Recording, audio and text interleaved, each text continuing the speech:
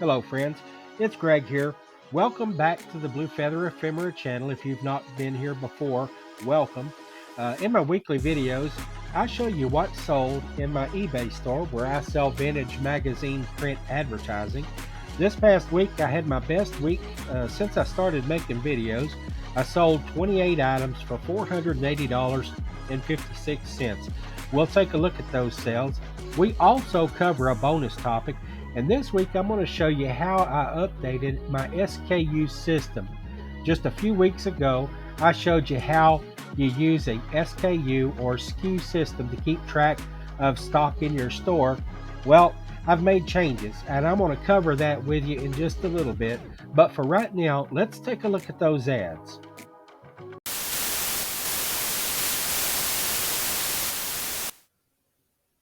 Among the 28 ads I sold this week, there's some fantastic ones.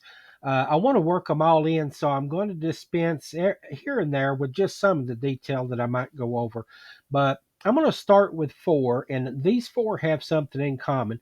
They were among the earliest ads that I pieced out of magazines and put up for sale. But what I did is I backed and sleeved some of these, and I put them in a local boutique, and I've sold a lot of ads through that store on consignment. But when I backed and boarded those, I didn't have any way to keep track of the magazine that they came from. And in a couple of cases, I lost track of the years, the exact years that might be applicable. But on these years, I got pretty close on some of them when I put them up for sale. I pulled them from the store and I put them up for sale on eBay. So when I put them up for sale on eBay, I got pretty close on the years, but I can't always tell on these ads which magazine they came from. I believe this first one for Ford pickup trucks might have come from National Geographic, but I can't be too sure. There we've got a two-tone gold pickup truck sitting in front of the general store here. I sold this ad for $12.77. It's going to Michigan. Now, the second ad that's like that, this is an ad for Dexter Shoes, and it shows the New York City skyline. They've got their feet propped up on a balcony here, it looks like, and just a good view of the shoes and the city skyline lights. This may have been in National Geographic magazine also. There's a chance that it may have been a Playboy magazine. I'm not 100% certain. I sold this ad for $10.77, and it's going to a buyer in Massachusetts. That buyer also bought three other ads that we'll cover here just a little bit. This next customer has an eBay store, and I'm not going to go into a lot of detail about their purchases because I didn't ask for permission to do that. I actually didn't even get permission to plug the store, but I'm going to anyway just because I want to. Um, this ad right here went to a buyer uh, that runs a store called Bell Postcards. And I went and checked out the store, and the reason is because sellers of ephemera, like vintage print ads, have a lot to learn from postcard sellers. And if you watch my channel for tips, the bonus content about selling and all of that, if you're not watching postcard sellers, you're doing yourself a disservice. And also, if you're not looking at postcard stores, I would recommend that you do because there's a lot to learn there. Um, the other channels for postcard sellers on YouTube, like SM Postcards and Popeyes Postcards and the Postcard Guy and other sellers like Jiminy Flip It. Jiminy Flip It sells vintage print ads, but he also does postcards. The product is so similar, the way to list is similar, and the way to pack and ship is similar. There's so many similarities between the two, organizing the store and all of that. There's so many similarities that you can learn things from those guys that would be useful in a print ad store. This seller here, Bell Postcards, BEL Postcards, has a store, and I went and checked it out. And in the about portion of the store, where they tell you a little bit about what they do, one of the things this seller said is he has his store well organized, and boy, is it ever. It's easy to navigate, find things using store categories, and the seller seems to be doing everything right. They're running quantity discounts, and they've got low shipping costs and all of that kind of stuff. It's really organized well. I was impressed with it. But that buyer bought this ad here. Like I said, I don't have permission to talk about other purchases. But anyway, this ad here is for Pontiac, and it ran maybe in a Playboy magazine. This is another one I'm not sure of, but I think it was Playboy. The year is 1985, and this ad is going to Michigan for $12.77. There you can see the beautiful Pontiac Firebird Trans Am car. When I was working a high school job, one of the assistant managers showed up at work just one day out of the blue driving one of these. It was red though, but man, that's a car that would knock your eyes out. It was one of the great cars of the 80s. Next up, I've got a pair of Atari game system advertisements that ran in the early 80s. I believe that the years were 1981 and 82. The magazines, it may have been Playboy or Sports Illustrated. I can't be certain which one. But here it shows some of the Atari titles of games for those years. Space Invaders was one of their most popular at the time. That's at the top of the page. And down at the bottom is Asteroids, another popular one. Fantastic games. You also see Warlords and or not Space Command, Missile Command mentioned. But there's a whole stack of video game titles: Combat, Air Sea Battle, Dodge 'em, Circus, Football, Casino, you name it. There's a bunch of great games here. And this advertisement for the game system sold for $16.77. Here's that other Atari advertisement. This one, I did have find a date on it, 1982. And it shows the front of the game boxes here. And just because I thought that might be a little bit more nostalgic for a shopper for this, see, it's a two-page ad just like the other one, by the way. But because I thought it was a little bit better visually, I charged $18.77 for this one. And here you can see Space War, uh, Hangman, 3D tic tac toe, baseball, and a bunch of other games. One I don't see here is Frogger.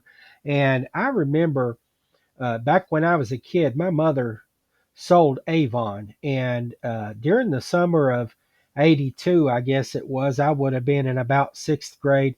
And when she would go out to sell Avon during the school year, I'd be in school. But in the summertime, she would lug us around in the car, me and my brother, and in the middle of the hot summer, we would sit in that car while she went in to sell Avon.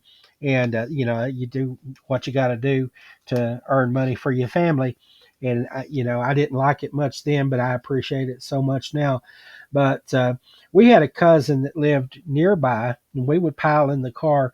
But when we got to that cousin's house and my mother would go in to talk to her about Avon, my brother and I would slip in behind her because my cousins had an Atari game console, and they would let me and my brother play Atari while mom was selling Avon. So that was my only exposure to Atari when I was a kid. We didn't have it in the budget to afford an Atari game system, but for Christmas that year, I did get a Commodore 64 computer. I guess it was bought with Avon money, and I'm so appreciative of that. But anyway, this one sold for 1877. These are on their way to Michigan. Now, those I just showed you are all of the ads from the early days when I didn't necessarily keep track of what magazine they came out of. All of the rest of these, though, I'll be able to tell you. And this is a unique listing here for me because this includes two ads. I don't put together ad lots and put them up for sale, but a buyer contacted me and they said, I don't want to pay two shipping costs. Can you put both of these ads in one listing? And Rather than explain that I could refund the shipping charge and all of that, I just went ahead and just did it how the buyer wanted to. So I've got this ad here for Albuquerque, New Mexico. They're advertising Rio Rancho Estates, which is just kind of a subdivision development here. And I think it says that they're half acre estates in sunny Albuquerque, New Mexico. So this is the first one here, and it's got an image here just of some folks sitting around with kind of a sparse desert background. And then I'll show you the other one. Here's the other one that listed with that one: Big City Land Sale, Amazing Land Bargain at Booming Albuquerque. And it's the same Rio Rancho Estates. This went to a buyer in Albuquerque, New Mexico, and both of the ads were originally listed at 1077 each, but I put them together and put 1877 on them. Of course, they got 10% discount on top of that, and the one shipping charge that they were going for. Both ads ran in 1962. The first one ran in House Beautiful, and this one ran in True. Here's a nice ad. It's a small one that ran in Drug Markets 1931. And right here it shows the size about 2.5 inches by a little bit over 4. But this ad was for ether sulfuric, and I think USP stands for United States Pharmaceuticals, a standard product of quality and dependability. Came from Charles Cooper and Company. 1931 again was the year. This ad sold for $677, going to West Virginia. We're going to jump here from 1931 up to 1965. This is an ad for a Victor 3900 electronic calculator. It's got a space age microchip, and that's kind of a big deal for the 1960s. It says this adding machine right here ushers in the era of desktop electronic calculators.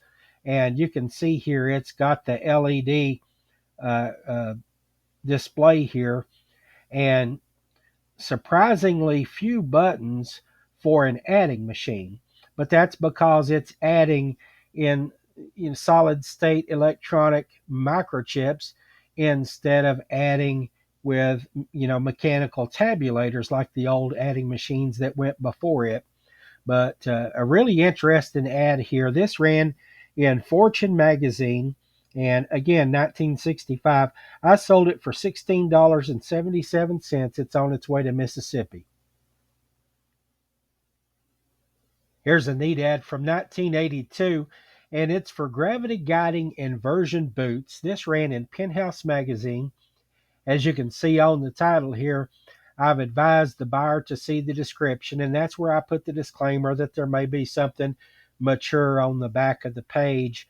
And I never sell anything with graphic content on the back of the page, but just in case there's some kind of content there that children would be best not to see, I put that disclaimer on any of these ads from those magazines. But in the detail of the ad here, you can read about this Dr. Robert Martin that designed these boots that you can use for doing exercises while hanging upside down to counteract the compressive effects of running, sitting, and standing. And when you look down at the bottom of the ad, it says that this is marketed by a company called First Fitness out of Oceanside, California. I sold this ad for $10.77. It's on its way to New York. Next up is a pair of ads from Mobil Oil. The Saucony Vacuum Company ran this in Life Magazine 1943. In this one, you've got talking horses, and the colt is telling his mayor that it's time to change to Mobil Oil Arctic to protect the whole car because winter's coming. And in the detail here, you can see that the graphic is nice and colorful, and you can see that it's the fall of the year there. but $18.77 was the price I got for this one. This next ad also ran in Life magazine, this one in 1940, and it shows a plow horse here. He's hooked up to the trace or the plow harness, and he's wearing a straw hat. And in this ad, it says mobile gas disc gives balanced performance. It's art by a fellow named Ronald McLeod, and he does a good job here. It's a real beautiful ad. There's his name in the ad here. There you've got a barn in the background.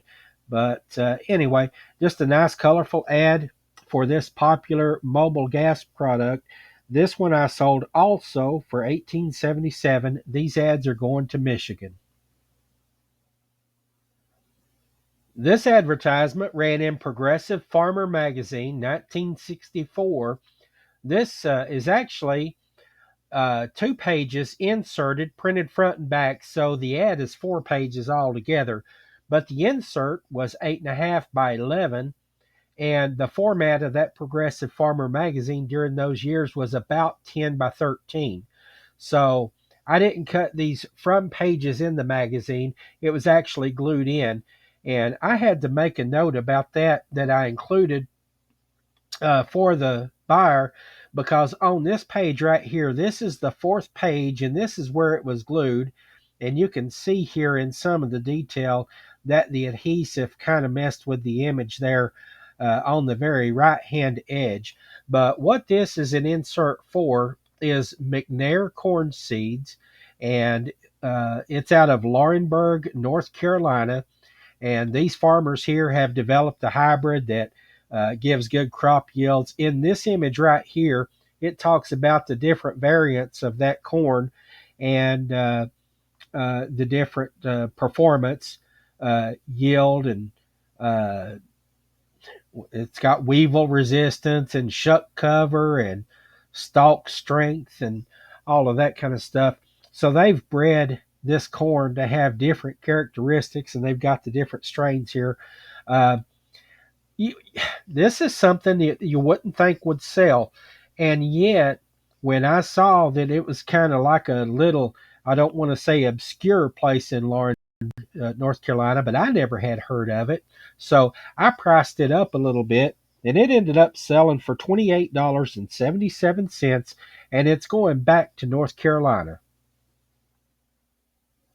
And I just realized there that in that discussion of this ad, I didn't show the middle 2 pages. So here they are. This is the left hand middle page. It talks about the hybrid 304A, and then the 444 at the bottom of the page there. And on the right hand inside page, it shows the X200, and it talks about the research that went into producing these. I got to thinking, why somebody would buy this ad. It could be that small town of Laurinburg, North Carolina, may be the hometown of the buyer, or it could be that one of these farmers that you see here might be a relative of the buyer. So it's always fun and interesting when these ads sell. This is what I truly feel is the sell of the week right here. It's always exciting to sell a piece of paper like this. The title that I put on it, Yankee Stadium, Go Lincoln Art, and it's showing an image of a baseball game here at that park. And what you're looking at on the screen is it's parts of a 2 page centerfolded spread. And over here, I'll click on this and show you the full image actually has text. It's an article about the New York Yankees. And so some of the text of the article is on the bottom part of the page. But what really sells this is the beautiful, colorful illustration that's at the top of the page here. Let's go back and look at that. Now, this is from 1937. And it's not an advertisement. It's an article that ran in Fortune magazine. But being a connoisseur of advertising, I can't help but look and go into some detail here about what's there. uh, I see an ad for gym razors, and then there's a couple I can't make out. This one here, VAT 69, that's something that I've listed and sold before. And here's an advertisement for Burma Shave. And then Calvert, I think Calvert is some kind of liquor or whiskey. And Lifebuoy soap. And then you get on over to the right, and there's another Jim Razor ad.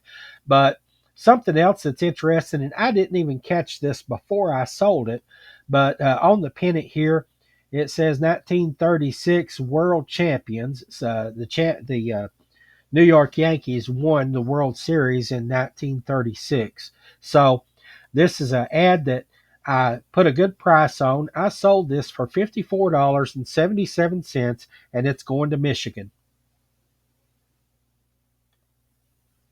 This is a 1964 advertisement from Life magazine for Sup Hose, and it's ladies' pantyhose.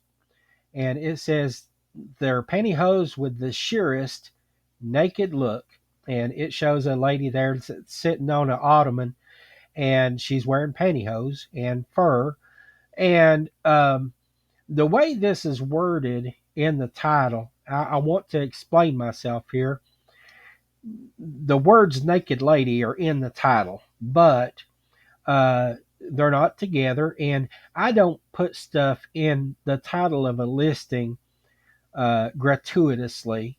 You know, we know sex sells, and there's words that you can put together, and it'll draw a buyer's attention and get eyes on your ad. But I don't make stuff like that up. Now, if it's in the ad, I'll use it though. Not only do I feel like it's fair to use, it's actually kind of documentary because, you know, in the era where advertisers used sex actively, well, I guess they still do. Sometimes they have to be more subtle about it than at other times. But during this era, this was during the sexual revolution. Uh, but anyway, it says here in the ad that these pantyhose, these sheer stockings, uh, they have a wonderful naked look. And so, because it's in the ad, I didn't feel there was anything wrong with using it. I sold this for $16.77. It's on its way to Massachusetts. Now, early on in the video, I showed you those Dexter shoes, and they went to the Massachusetts buyer. So that was the first one. The Sup Hose was the second ad. And here's the third one that went to that buyer. And speaking of sex sales, this is an ad for Woodbury's facial soap. Well, this ad don't have much to do with the face, but this girl ain't got nothing on but the sandals. And it says here the sun bath is nature's aid to health and beauty. So Woodbury soap is another aid to health and beauty. This is from 1936, and I guess like the movies were pre-code, you could call this ad pre-code also, because for a while after the 1930s, something like this wouldn't normally be found in most magazines. But this is a company out of Cincinnati, Ohio, and I wanted to show you this too because I get a lot of questions about the mat that I photograph against, and normally you'll see the white background. When I first got that mat, this ad was posted a long time ago, but when I first got that mat, I was photographing against the blue side, and it does make the ad show up better. But at the same time, it was causing my camera on my phone uh, to have trouble with the true color of the paper, and it just throwed it off. So I started using the white side of the mat. But if anybody who watches my videos is, and again, I get nothing, no kind of commissions or kickbacks or anything like that for recommending the mat. But if you get one of those mats, and if you choose to, you can pick the white side or the blue side to photograph against, depending on your lighting setup and what works best for you. So that just addresses that photography process that I use to get pictures from my listings. But anyway, this ad for Woodbury soap $8.77. It's from Pictorial Review Magazine, 1936. Also going to that Massachusetts buyer. It's not been a very long time since I listed this ad right here, probably just about 3 or 4 months, and I only put $14.77 on it because it's from a more recent year, 1999. Even so, at that low price, it ended up staying in my store a lot longer than I expected because I love the look of this ad right here. Prada's a popular brand, and these shoes I think are just out of this world. It's a leather shoe. It's got I had to read up on it. I think that's called a sling back strap. But the accents on the toe here, I zoomed in and put a good picture of that in the listing. This is a type of jade. It's not the green jade, but it's that other uh, uh, coral color jade from the Orient. And anyway, the jade is put together on the front of the shoe to make these floral looking accents here. I thought this was a real nice ad for great looking shoes. $14.77. This ran in George Magazine, and it's on its way to Massachusetts. Here's another ad from Progressive Farmer, 1964. This is an amazing tool for farm and home. It's a Hera Manufacturing Company 3-ton jack, and this company is in Bloomfield, Indiana. You can see here the product. It has hundreds of uses, and you can be an agent for the company and you can demonstrate this jack to your family and friends and earn extra cash. This is a small ad. It's only about 3 inches by 4, and I charged $6.77 for this. It's on its way to New Hampshire.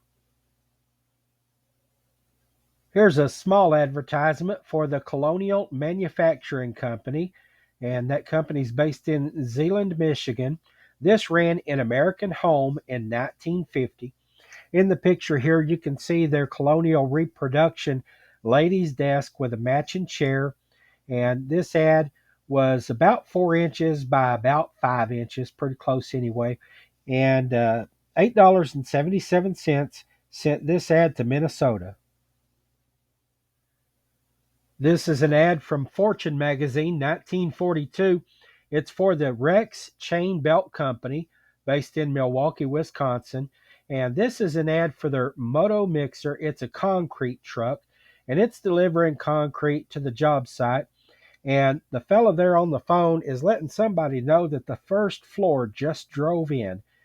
This company, uh, they had a lot of different subsidiaries: the Baldwin Duckworth Roller Chain Belt Division, Rex Chain Belt and Transmission Division, Rex Conveying and Engineering Products, Rex Construction Machinery Division. So, all kinds of different things that company made. I've got a lot of Rex ads listed. This one brought $23.77. It's on its way to Missouri.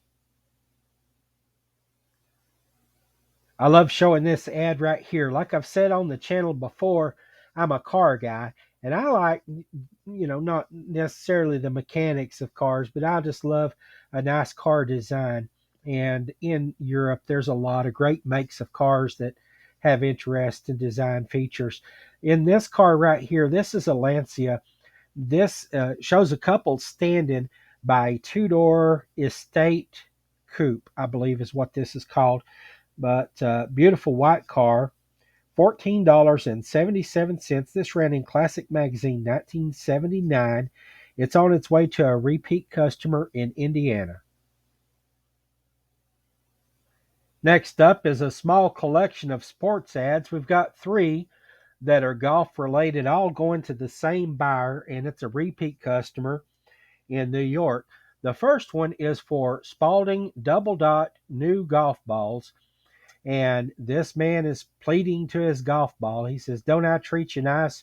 And then it's got a little story panel here. And this fella, he's having a bad time on the golf course. And then his buddies say, "Hey, try this double dot the next round." Down at the bottom, let me do this. Down at the bottom, it's got a cross section of the ball to show you how it's made. And right here where the driver's hitting the ball. It says, look at that compression. And then here is a golfer, Bobby Jones. They've done some high speed photography of a golf swing here. So, whole bunch of golf stuff in this ad right here. And $18.77 is the price that this fetched. It ran in Life magazine 1940. The second ad to that buyer is for the PGA. That's the Pro Golfers Association. And you can have a better game with help. And it talks about golf pros at your course. They can help you with your golf swing. That's what this fella's doing for the lady here. And this Jimmy Powers, I guess, is speaking on behalf of the PGA. Nice green color in this ad. That's kind of attractive. $16.77 sent this one to New York. The third and final ad to that buyer in New York is this Bobby Jones set of golf clubs from Spalding. I guess Bobby Jones was doing a lot of heavy lifting for the company during the 1950s. This was 1955. It ran in Saturday Evening Post, and it says, use these clubs, you can lower your score. And I'll zoom in and show you a little bit of the detail here. Bobby Jones Synchrodyned Clubs. So $12.77 sent this to New York. In case I've never said it before, I love old magazines. I love old magazines because you can't open one up without learning something. And, I can look at an airplane ad and I feel like I know a lot about airplanes, but then I see something like this and kind of stands that on its head. I think, well, maybe I don't know as much as I think I do. This aircraft right here, Douglas 85 Sky Raider, it says it's an air, surface, and submarine Navy fighter plane. And that makes sense because you look at this image here and it looks like a fighter plane. But when you get into the detail here, it says known for varied tactical uses, long range attack, troop transport, close air support, aircraft early warning. The 85 is capable of unique search and submarine missions or anti-submarine missions. So anyway, I'm looking at this fighter plane and I'm thinking troop transport. Really? This is a troop transport? Well, I looked it up, had to read a little bit more about it outside of this ad, but sure enough, this plane could be configured to carry up to 12 troops. It could also carry a crew of four passengers, and up to four stretchers. So it could do like medical evacuation as well. But at the top, it shows this airplane engaged against an aircraft, against the surface target, and against the submarine using its sensors. This is a 1953 ad. It appeared in the Quartermaster Review magazine. $21.77 has it on its way to Oregon. Another cool thing about magazines, the same Quartermaster Review magazine that gave us that ad for a Navy fighter plane also gave us this ad for canned mushrooms. This is Concord Foods Mushrooms, Concordville, Pennsylvania, and it's Royal Treat creamed sliced mushrooms. So this ran in the same magazine, $8.77, sent this 1953 ad to Alabama. Here's an ad from Fortune magazine, 1954. This is an ad for the Fluor Construction, Los Angeles, and they have built a Phillips Petroleum refinery in Okmulgee, Oklahoma. This ad sold for $18.77. It's on its way to Texas.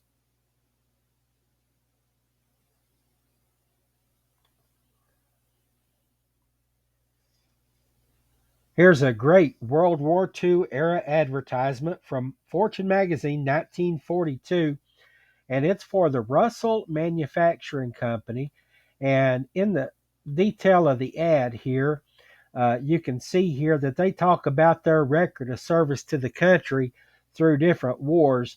They've got World War I, the Mexican War, 1840 to or 1846 to 1848, World War II that began in 1941. You see, it don't have an end date there because they don't know how long it's going to go on in 1942.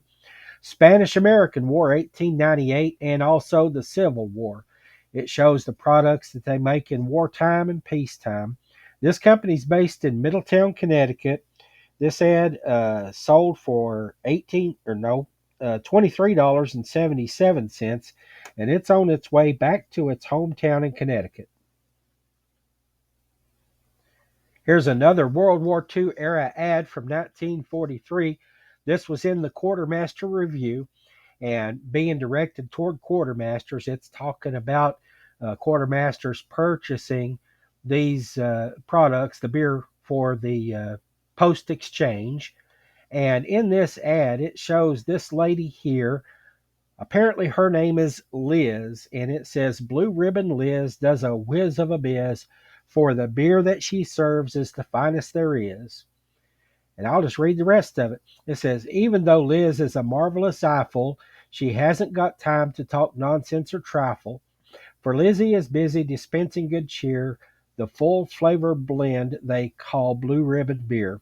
So, interesting ad, nice little jingle there, and $18.77 sent this ad to Michigan. So there you have all 28 of the sales that I had this week, and it was great to see. I feel like sales are back on track. Like I said before, that's the most sales that I've had in a week since I started making this YouTube content. So that's great to see. Now it's time for that bonus topic, and I'm going to tell you about changes that I am making in my SKU system. And I'm going to link a video at the top of the screen here. I'm going to put a link to the video where I showed you my SKU system. It's been a few weeks back, and you can go back and watch that, especially if you've not watched it before or if you want a refresher. Uh, it complements this or this complements that. But I had a question from a viewer named Jason, and Jason sent me a message, and basically the gist of the question was, will you begin to call out old ads that haven't sold? And so I responded just, to my way of thinking, what was on my mind at the time. And in my reply, I said I might apply steep discounts to the magazines that have been picked over after maybe another year. And so I got to thinking about that, and I've been thinking about it for a while. How would I do that? How would I know what magazines I've had listed for a while? How would I know what's had time to be picked over, and what should I apply those discounts to? What you're seeing on the screen right now is the change that I made, and I've used the same slide. I just added the new part over on the left hand side. I've put a new 4-digit number at the beginning of the SKU. That stands for the year and the month. So 24 is 2024, 06 is the month of June.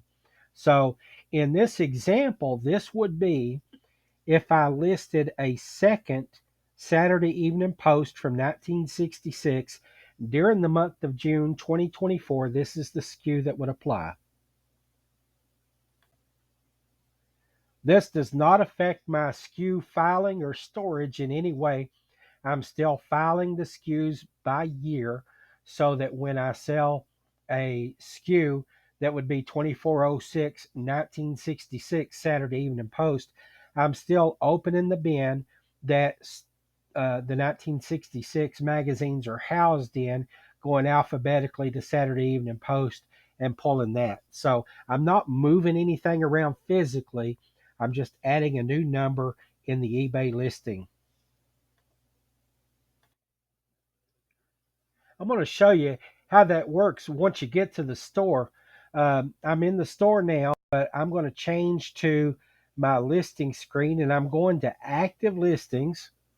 And when that result comes up, I'm going to drop down the search tab here, and it's going to give me options to search my store. Now, I noticed these little selection boxes don't pop up on the cast video that I'm moving to the video editor, but I'm going to select custom label SKU in that box, and now you can see it in this field here. I don't want equal to, I want if the SKU contains, so I'm switching that to contains, and then I'm going to put the year 2024 and the month of June, and I'm going to search that. That's going to show me results for all of the listings that I've posted using that part of the SKU in June of 2024. So I've listed 336 items where I've used that 2406 in the SKU, and they're all shown here. I've got a 1942 Fortune magazine. If you go down pretty far, I've got a 1957 House and Garden. And if you go on down, I've got a 1959 McCall's. And on screen number 2 of that 336, I've got a 1979 National Geographic, a 1964 Progressive Farmer, a 1963 17, and 1959 McCall's. That may have been part of what was shown on the first screen as well. So anyway, I can choose the year and month and go in and see exactly what's listed. Now, a year and a half, 2 years from now, if I decide that these magazines that I've posted in this month have been picked over and I don't have any good sellers left in these SKUs, then I can go in and I can tell eBay that I want to mark these SKUs down by 30, 40, 50% and just kind of clear these ads out. Um, I told Jason I wasn't prepared to do that even with the earliest ads that I listed 16, 17 months ago now because they're still selling. And so it may take a while, but if I ever decide that I do want to move old ads, now I have a way to just apply discounts to those specific SKUs in eBay.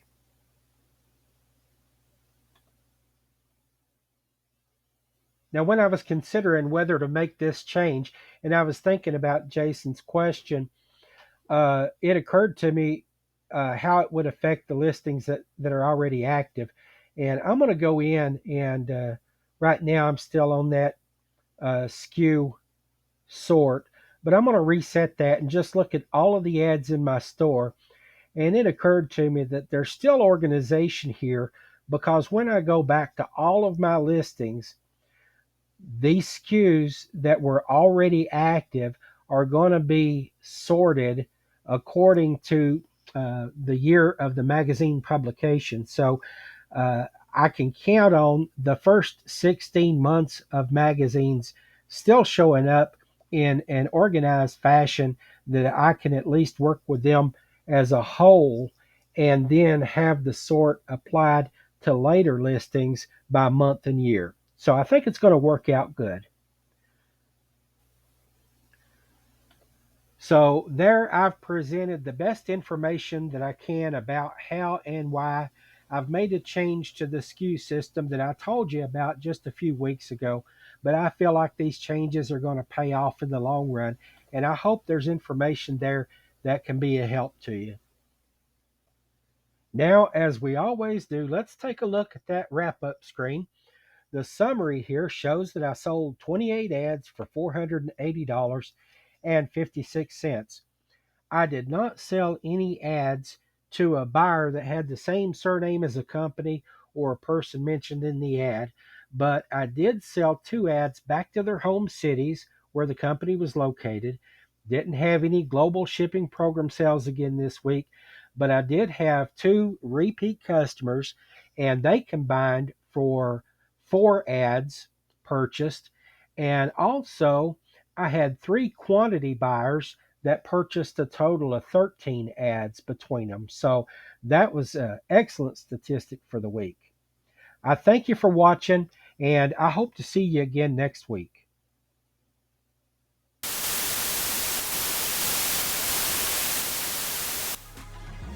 If you enjoyed the video and want to see more content like this, please hit the like button, share it with friends, and subscribe to the channel.